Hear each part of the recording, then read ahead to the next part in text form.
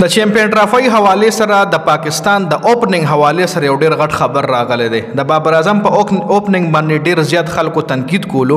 نو پاکستان کرکټ بورډ دغه چې کم منیجمنت سلیکشن کمیټي یو بل کلاړي اوپننګ د پاره مخې کړي دی. کم کلاړي د تفصیلا خبره پکاو. تاسو به هم کمنټ کوئ چې آیا دا فیصله ټیک ده کنه.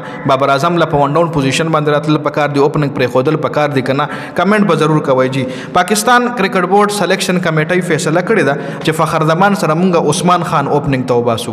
عثمان خان وکټ کیپر بیټسمن کم چې د یو ای نه د پاکستان ټیم ته راغلو د موږ په سکواډ کې ورواچو ځکه اوس خو بل اوپنر اشته شو نه. نو فخر زمان سره موږ عثمان خان اوپننګ لو باسو او طیب طاهر کې دیش د عثمان خان په ځای ډراپ کو او بابر اعظم نمبر 2 پوزیشن ته ون ډاون پوزیشن ته کو.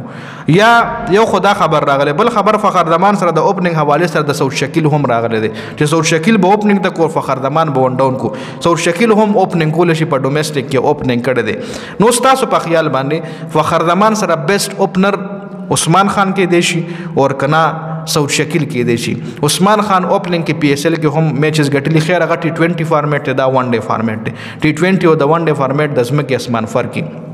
نو تاسو دې حواله سره سوای آیا پی سی بی لا پاکستان کرکټ بورډ لا پاکستان کرکټ ټیم سلیکشن کمیټي لا پکار دي چې کم کې لاډي اوپنر کې فخر زمان سره عثمان خان یا سعود شکیل؟ کمنټ ضرور وکړئ.